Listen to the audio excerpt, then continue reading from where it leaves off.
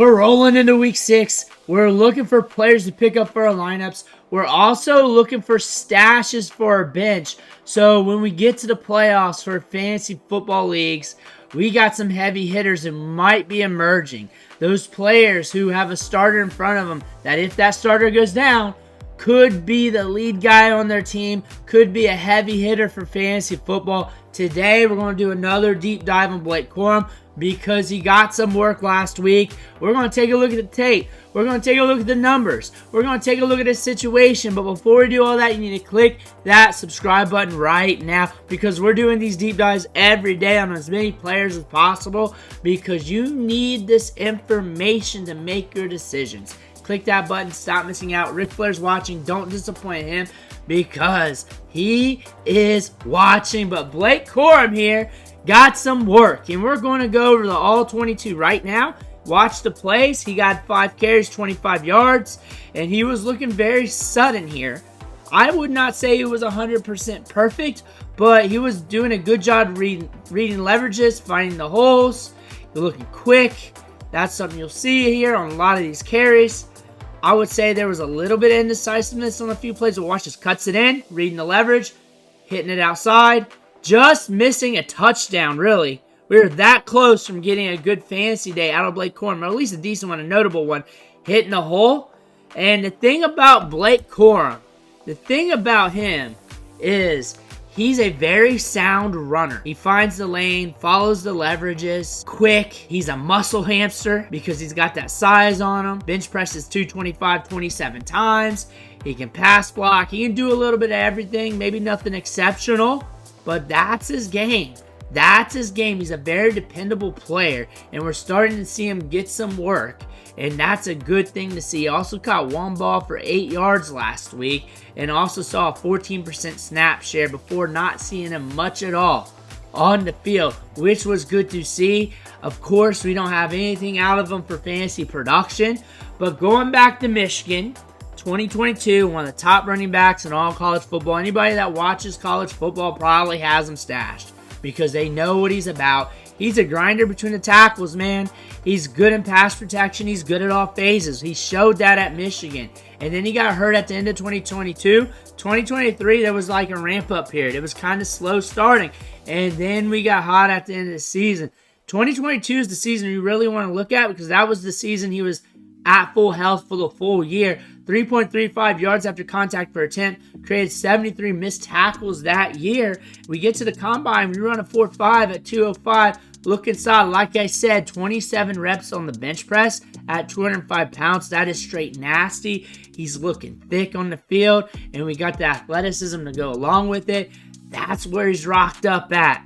That's where he's rocked up at. That's what they're going to have to tackle low, compact. We got speed. Highest graded running back since 2022. That's Blake Corum per PFF. Also, now has scored a rushing TD in 26 straight games back in January. Getting it done on the field. Kyren Williams is the man, though. He's getting the touches. He's getting a lot of touches. 77% share of the carries out of the backfield. He's getting a lot of work. And he's leading all running backs with a 97.3% opportunity share. We talked about this earlier. He's getting a ton of work.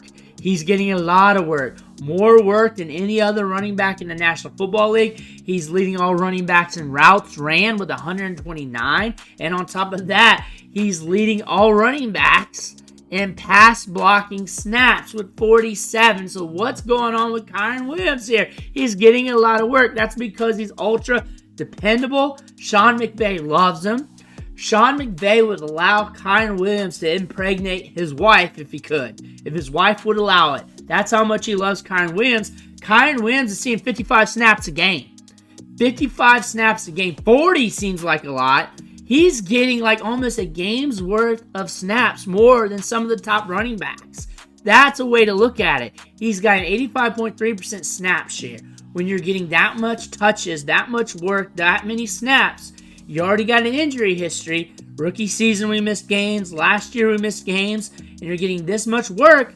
And the coaching staff said, hey, we can't give this guy that much work because they said it last year when he went out because he was getting a lot of work. Guess what? The inevitable is eventually going to happen because that's more collisions, that's more impact, And that's what Kyren Williams is going through every game. Every game and a half, he's taking an extra game worth of touches and carries and snaps. And the thing about this for Blake Corum, eventually he's going to get his opportunity. Eventually the rubber's going to have to meet the road one way or another. Maybe the coaching staff sees this and they got to give him more snaps. Maybe Kyren Williams does break down. We see Blake Corum.